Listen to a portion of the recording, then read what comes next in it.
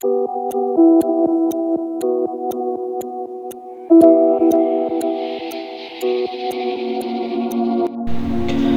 Sobat Sejarah, kembali lagi bersama saya Alifian Faris di channel Sobat Sejarah. Kalian tahu tidak Sobat, kolonial Belanda selain dia ingin menguasai rempah dan jalur perdagangan, ternyata dia juga menerapkan sistem ketatanegaraan di Indonesia. Ada apa saja ya sistem ketatanegaraan yang dibuat oleh kolonial Belanda? Kita ulik yuk Sobat. Sistem pemerintahan kolonial Belanda. Pemerintah kolonial memiliki kebijakan untuk tidak begitu saja menghapus sistem ketatanegaraan yang telah ada sebelumnya. Belanda membagi daerah-daerah administrasi menjadi wilayah onderafdeling. Pemerintah kolonial Belanda menetapkan daerah untuk mengatur rumah tangganya sendiri, sekaligus membagi daerah otonom yang dikuasai Belanda menjadi Gewest Provinsi, Regencap Kabupaten, dan Stadgemeente Kota Madya. Sistem administrasi pemerintah kolonial. 1. Pemerintah pusat. Wilayah Hindia Belanda merupakan suatu kesatuan hukum tersendiri yang disebut gubernemen. Wilayah Hindia Belanda dapat dibedakan antara lain: A. Wilayah gubernemen, yakni wilayah yang langsung diperintah oleh pejabat-pejabat gubernemen. B. Wilayah Sparaja, yaitu pemerintah di wilayah ini diserahkan kepada raja-raja pribumi yang tunduk dan mengakui kedaulatan pemerintah Belanda sebagai dituangkan dalam suatu pernyataan. Berikutnya, sistem administrasi pemerintah kolonial. 2. Pemerintah lokal. Dengan undang-undang desentralisasi, dibentuklah dewan lokal yang memiliki otonomi. Dengan adanya dewan lokal yang memiliki otonomi, maka pemerintah lokal perlu dibentuk dan disesuaikan. Maka terbentuklah provinsi atau province, kabupaten, regencap, Kota Madya, Stadgemeente, dan Haminte golongan. Berikut beberapa bagian yang termasuk dalam pemerintah lokal, yaitu 1. Ada perangkat desa, 2. Pengangkatan pegawai, dan 3. Sistem peradilan. Pengaruh sistem pemerintahan kolonial terhadap politik dan aktivitas perekonomian. A. Pengaruh politik pada masa awal. Pemerintah kolonial memiliki kebijakan tidak begitu saja menghapus sistem ketatanegaraan yang telah ada sebelumnya. Sebagai bangsa pendatang yang ingin menguasai wilayah bumi Nusantara, baik secara politik maupun ekonomi, pemerintah kolonial sepenuhnya menyadari bahwa keberadaannya tidak selalu aman. Pemerintah kolonial kemudian menjalin hubungan politik dengan pemerintah kerajaan yang masih disegani oleh masyarakat. Motif utamanya yaitu pemerintah kolonial untuk menjalin hubungan politik adalah dalam rangka berupaya menanamkan pengaruh politiknya terhadap elit politik kerajaan.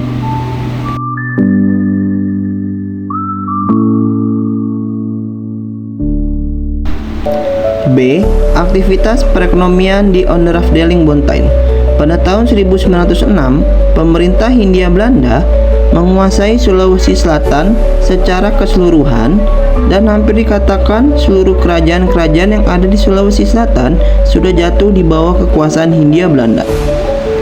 Akhirnya, pada tahun 1911, Goa diletakkan di bawah pemerintahan langsung. Setelah kekalahan Goa, Belanda mengulangi pola penyerahan lahan subur kepada sekutu dan menggunakan tenaga para budak untuk menggarap tanah-tanah produksi, dan bangsawan lokal menyerahkan sebagian panen beras kepada Belanda. Oke Sobat Sejarah, berikutnya kebijakan pemerintah Belanda Daendels di Indonesia. Daendels tiba di Jawa. Sebelum Daendels melakukan pelayaran ke Jawa, yang merupakan suatu daerah asing baginya karena belum pernah mengunjungi sebelumnya, ia menerima berbagai instruksi. Lalu, pada tanggal 28 Januari 1807, Daendels menerima serah terima tugas untuk menjadi gubernur jenderal di Hindia Belanda langsung dari Louis Napoleon atas perintah Napoleon Bonaparte. Persiapan pun dilakukan. Kemudian, pada tanggal 9 Februari 1807, Louis Napoleon menandatangani instruksi yang harus dilakukan oleh Daendels.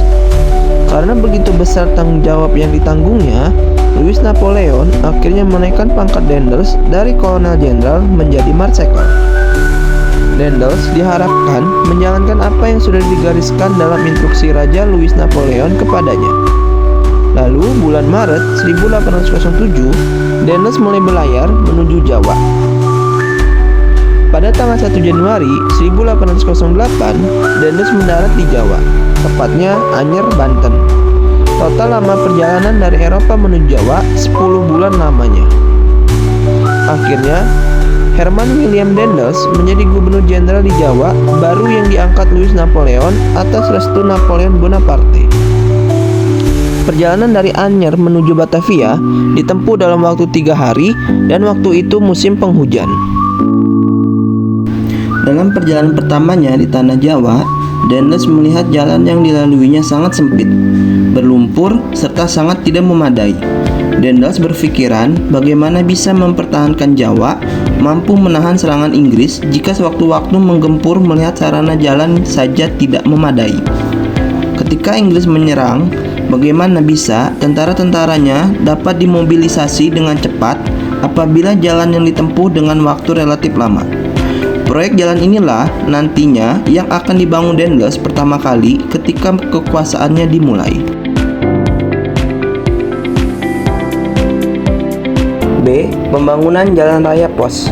Tanggal 14 Januari 1808, setelah Daendels menerima jabatan gubernur, ia mencanangkan program pertama bagi proyek pertahanan, yaitu membuat jalan yang menghubungkan ujung barat dan ujung timur Pulau Jawa.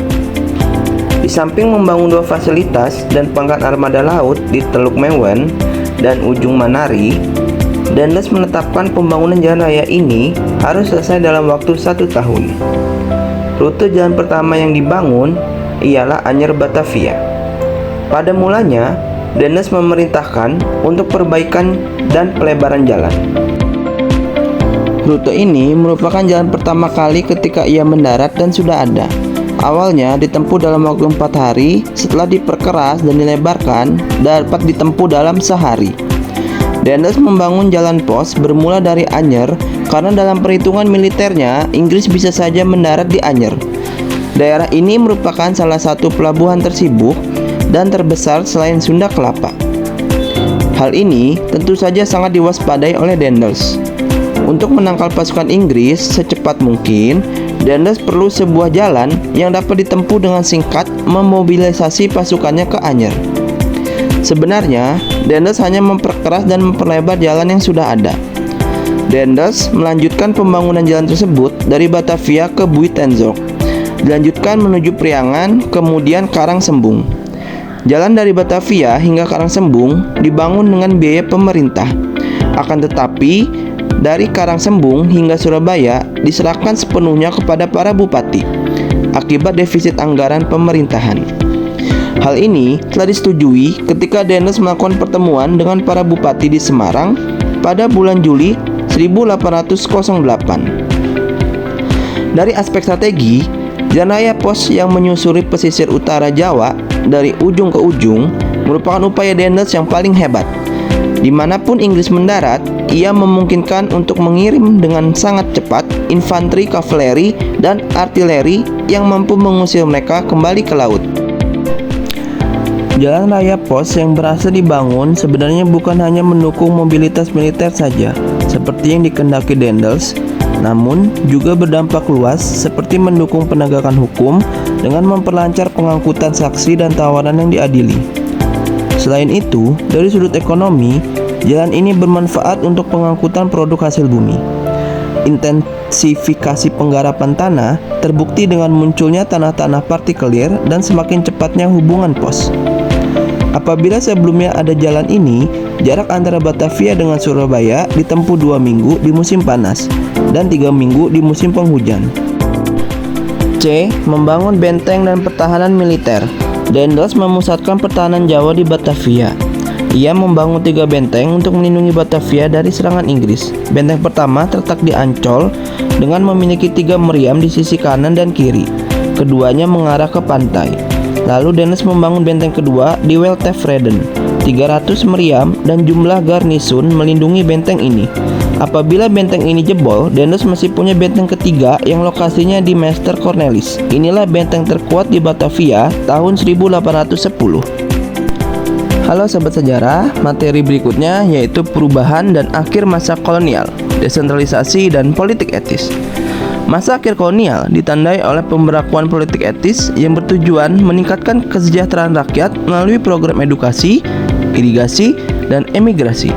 Namun, justru memicu tumbuhnya nasionalisme. Program ini juga bersamaan dengan desentralisasi pemerintahan sebagai upaya Belanda mengelola wilayah jajahannya. Sayangnya, kebijakan ini memicu kesadaran politik di kalangan pribumi terdidik dan gerakan nasionalis yang kuat.